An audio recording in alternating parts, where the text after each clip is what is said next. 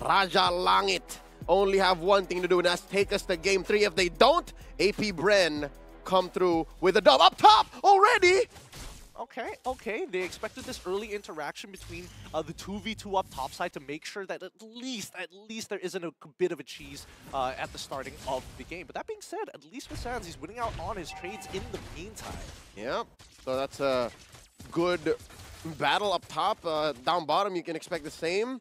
No clear wins, at least for our gold laners. Here's the battle for the Little Wanderer. Yep, it's already going to begin, and it looks like Kyrie is going to have a priority over it, as Sans is controlling the mid lane very, very well this time. He knows this matchup against this farm is in few, but more importantly, they're keeping tabs on where Ogwin is. Yep, and here's one more look at the emblems, and wait, Flapteezy, can he get away? He's going to try his best. He flickers out in the middle of his animation to make sure that Boots doesn't sneak in an auto. Oh, animation canceling. Top tier tick right there. All right, so one thing that's catching my eye here is the quantum charge on Kyle TZ's Fred, and then Kyrie still sticks to his guns. Martis, Brave Smite. Yeah, it's interesting, right? Because again, oh wait, hold on, Owen, he finds catch on to Sands in the mid lane here, and he doesn't have a chance to actually respond. A flicker for a flicker, and first blood goes over to AP BREN. Sands didn't see that coming, and he wasn't expecting that much damage that early on, since we're 10 seconds away from the first turtle. I'm wondering how ONIC is going to count on that first blood. Because again, I don't think he was counting to die there. Because he sped the flicker. Yep.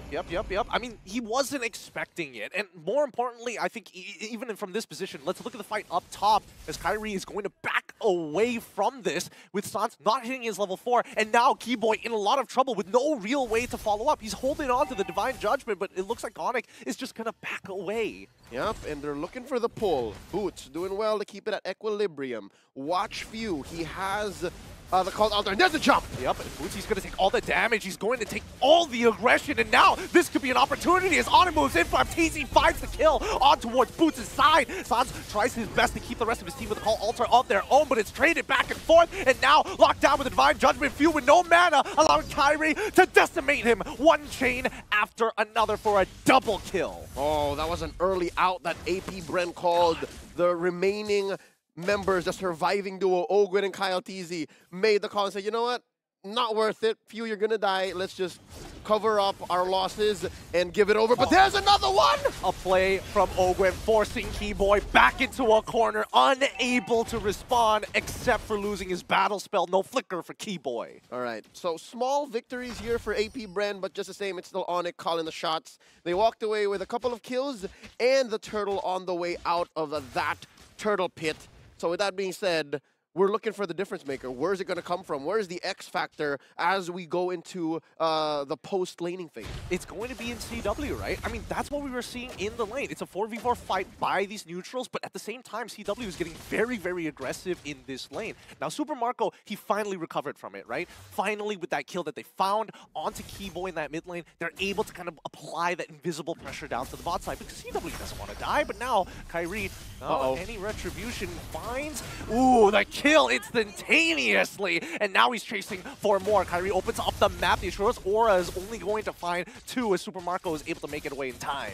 Kyle did not expect for there to be 4 members of ONIC there. You don't do a 4-man Y Bush gank this early on. So that was definitely off timing, but just the same, ONIC reaped the benefits. It was all for them. The surprise factor worked out. Now they're, what, tickling the edge of a 2K gold lead at 4 minutes. That's huge in the post-patch meta. And more importantly, it's huge because that gold is coming from CW, right? He's winning his lane, he's unlocked his lane, and now ONIC Esports can up the ante. Oh, this is so good for ONIC. That game 3 is looking so close. It's almost inevitable. Kyrie with the turtle pull. Flapteezy answered back. Watch Keyboy doesn't have a pull. Yeah, he's locked on. Ogwin is looking for an opportunity. He opens up the side rush, but LTZ, it's going to be a retribution battle. He's leveled down. Kyrie gets pulled away from that final slash. Oh, Bennett's rage looks good, but now the call altar as they start pushing on forward, and the resets, the retribution's already gone. It's too late, and now a double kill for CW. He's going to flicker forward, finds Few, and now Ogwin left all by himself with no damage to back him up, and Super Marco, he's out. He's out. He doesn't want no part of this. It's those 2 words that's made the difference for ONIC here in this 5-minute bout. Looking at 3 to 6. no contest on this second turtle of the game. You said it, Gideon, no damage. Anything and everything that AP BREN does is for setup. Right now, the damage isn't there quite yet. I'm not so sure what they're hedging on. Are they waiting on Super Marco? Are they hoping that Fuse Ghost Bursters do enough damage? Because right now the answer is no, they're not. So it's so difficult to think of how AP BREN can clap back, especially since ONIC is calling all the shots. This is a huge lead already this early on. 5 minutes 45, 4K. Every single position is out farming their colleagues on the other side of the map. AP BREN, they're left wondering, how do we do this? The draft looks so good. I mean, I think it all comes down to how they approach these neutral objectives, right? Okay, so what? You have a couple of structures. It's not the end of the world here. AP BREN can still scale, but it will take some time. Now, for ONIC Esports, on the other hand, right? Yes, they are out farming their opponents, but I think the bigger question is whether or not AP BREN, with the builds that we are seeing, okay, interesting flicker coming in from Keyboy. Doesn't find it, but still, it's that invisible pressure. Yep.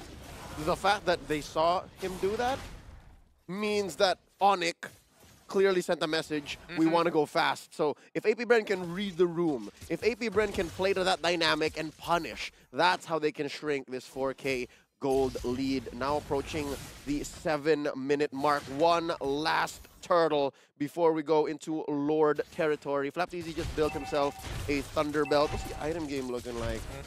Yu has a Enchanted Talisman, so that's still not enough damage. Oh, I bet Chewe and Kyrie are eating good. I bet their items are amazing. Oh yeah, they're having the time of their lives, right? 4 members hovering around mid-side, ready to invade the orange buff if necessary. But now, AP BREN, Super Marco is trying to pull attention to himself. He reveals himself on purpose. Now we're going to see the response from ONIC. I guess you can look at the bright side, right? At least Super Marco hasn't died yet. Oh, that's one of the few things that AP BREN has going for them. You know, saving it for a rainy day. Hey, Marco, you haven't died yet, so maybe they can farm up to him. But wait, Flapteasy walks into Keyboy! Yup, the Divine Judgment is good with the help of the Biru's Passion, instantly just pulling him out. I mean, even Sans, he just wanted to be a part of it. He ends up, takes the kill. But I wanted to talk about the mid lanes, right? Both taking Enchanted Talisman. There's only one thing that comes into mind. They're looking to play this early to mid, right? The scaling will come later, but we're not going to get it through a Clock of Destiny. They want to make like Lightning McQueen, go zoom, zoom all around the map. Now Ogwin looking for that jump, misses Boots. I mean, Boots is on the run. Like LaFell said, he's being really annoying. He's eventually going to fall, but look at the amount of space that ONIC Esports has taken in the meantime. The entire bottom side, tier 2. Still, AP BREN, they're holding on to their tier mid 1. I reckon in just the same. Ogwin reckons he finds one! He pushed his Keyboy back into it, but oh, wait, the Asura's Aura, it almost looked good with a stolen away call to Ultra. Sans is going to keep the rest of his teammates alive. Only Boots fall, trading in for Ogwin. Not that bad. The same dilemma is showing face here. About 3-4 minutes away. There's not enough damage on the side of AP BREN. Flapteasy so close. Yup, and Super Marco comes in with a blazing duet. More than enough damage to take out CW Ski. And now Kyrie is out. They lose their mid turret. But now they're flickering forward to try to make the play once again. Sans, he doesn't have enough damage so far. And Kaltizi is going to punish Boots. He's on the run, but there's no way to keep up with that kind of speed. And Ogwin felt that they were going into 3rd and 4th gear, went for the conceal, like, I'm gonna jump. Oh, never mind. So just the same, AP BREN showing signs of life. This is definitely what AP BREN fans are looking for, Filipino fans are looking for, but just the same, it's gotta be confusing, right? You have Kyrie and Yeb on one side, and then you have AP BREN on the other. A good fight is a good fight, folks. Let's just look at it at that. 4K ahead, 9 minutes in, Lord coming up in just under 30 seconds. Now if you picked up a key item, now if you can deal damage, maybe Lightning Truncheon. Especially if they're all clumped up together. Tick after tick after tick after Ghost Bursters. Maybe that's the difference maker here. I'm not so sure if it's going to be enough, though. I don't know as well, because, again, if we're looking at the difference maker, it's got to be Flapteasy here. That final slash is a really important ability. And if he can kind of group everybody nice and tight, then Fuse is going to have the time of his life. Until then, ONIC Esports, they have to remember, Winds of Nature needs to come up soon for CW Ski. That's right. I agree. I have to admit, Flapteasy hasn't really been making much of an impact, much like he did in Game 1. So AP BREN is waiting for that opportunity. And wake-up call, folks. Besides this quick and easy Lord that BREN had no business taking, ONIC Esports have been calling the shots all throughout this 10-minute bout. a lot of the catches, a lot of the free kills, and the surprises have come from ONIC. I'm wondering when AP BREN comes on board. When is AP BREN going to go, you know what, here's the play. Let's wait for them in this bush. Where is that? I think it's going to be after this Lord defense, right? It's going to have to be around neutral objectives. That's the easiest time to kind of get ONIC Esports all in one place. They opened up the bottom side of the map just to get the information, try to defend their tier 2, while the Lord empowered minions and the Lord from top side will start to collapse in. Yep, so that's a well-synced wave up top with the Lord and down bottom via Boots. Looking at AP BREN though, they should be able to take care of this. They should be able to walk away with all inhibitors intact because on a scale of 1 to 5, their wave clearing sits at about 3.5. I can agree with that. And Sans, now with the Holy Crystal purchase, that's going to be huge for him as the outer turrets finally fall. Only left with the inhibitors on Esports, finally. All right, let's get back into the game and see whether or not Super Marco is eventually going to finish this because it's important, right? He's got a lot of things to worry about, like getting disarmed by Boots. Yep, it would be in their best interest to freeze. I'm talking about ONIC, and indeed they are. They're saying, you know what? Manage the amount of gold that Marco's getting. We can't have him get Wind of Nature before CWC does first. And that's what's happening here. So they're forcing AP BREN to actually go out of their comfort zone. But wait, they spot Sans. All right. They do see Sans. Boots to the Boots. Notice that BREN is moving together, right? Yeah. They're making sure that if they collapse on one, Keyboy finds it. He gets right on top of Flapteasy, taking the playmaker out. And now Sans going in for the fight. Mega kill already achieved by Kyrie as they chase him down one by one. Kyrie with his Insurance Aura is going to pull him out of position. The Terrify from onto Kalteezy's side isn't good as Owen has to flicker away before getting decimated some more. And now this inhibitor is in trouble. Few tries his best to clear out that way, but Boots says no, being annoying as ever. Stands in that front line as they take the inhibitor for free. ONIC gets to walk away. That was daylight robbery. That's right. They spotted AP BREN a little too far from home. Maybe it wasn't even supposed to be that way. Maybe AP BREN was just making the call, and 3 out of 2 of them said, maybe we can take this fight. And here you'll see that this is what's been happening the past 2 or 3 team fights. Flap is the first to go. And AP BREN are just lucky enough to have Few spawn fast enough via his passive that they didn't lose more than just the mid inhibitor. Yeah, I mean, it's really, really unfortunate, right? Because Few, he died so fast. So incredibly fast. You see the call alter, next thing you know, everybody doesn't have it. Didn't even use it. He didn't even use it. It was off a cooldown already. I mean, they tried. I mean, he tried. It still takes a little bit of channel time. But now, here's where it all comes down for AP BREN. This Lord is so important for them. And by the way that they're positioned on the map, it looks like they actually want to contest. They don't want to make it so free for ONIC. Despite the 8K gold lead and despite both top and bottom crashing, and now Kalteezy commits, and there's a jump! Yep, it's on top of Keyboy. He's not a priority target, so they back away from this. Kalteezy's going to lock him down, but Sans steals the call altar just in time. So now, even more reason for AP BREN to just back away, but they're not going to do it just yet. Notice, Super Marco, he's walking up, and now he's going to clear the mid. Yep, that's a lot of gold coming over to the Claude. And again, he needs this. He finally has that Wind of Nature built. Looking at CWC though, farm just comes up for him much, much easier. He already has his own. And there's a concealed play. Where are they going? They're taking the mid rush for now, and ONIC Esports, they don't mind. Take the space. You can take as much as you want. Notice that Boots has pushed out that bottom side, and Kyrie, he can take damage as Keyboy starts walking out. Divine Judgment lands onto the right target, and now the final slash hitting all 5, and CW still alive with the Winds of Nature, unstoppable as the Decimate comes through. Ogren a little late on the call, but it's too late. Few has found CW. The Kalteezy ends up losing his life, but Kyrie gets the triple chain Decimate. Make it a 4th Maniac for Kyrie. Super Marco, the only survivor, but just the same, ONIC members are very low. They don't want to force it. They're taking their time here. They're going to take down this Lord and then go for the finish as a 5-man. But woo! Was that not how you want to see a Martis take down a fully cult-altered team? I mean, most people tend to forget that the Assure's Aura, it's annoying if it's targeted on you, but when it claps 4 people together, the amount of damage that Sans was able to pump out was unreal. Just lined them up, knocked them down. That's exactly what happened there. And look at the damage. Off of that, prior to that engagement, I'm pretty sure CW was on top. And then now, Sans said, Thank you very much. It's great to be back. I'm feeling so much better. Let me get on top of this damage leaderboard. Looking at the Lord that's going to be spawning about 5 seconds from now. It's going to be coming in through mid. 15 minutes, 15 seconds in. What's the defense looking like? It's going to be very similar to how we saw that Lord fight, right? I mean, FlapTZ got a really good flying slash, and even a good amount of damage landed onto CW despite him having to roll backwards and quickly using his Winds of Nature. But again, it's still magic damage, so we can't dodge it all. And here we see the Lord coming in. Big fat wave accompanying it. Kairi in stands 2. Let's see.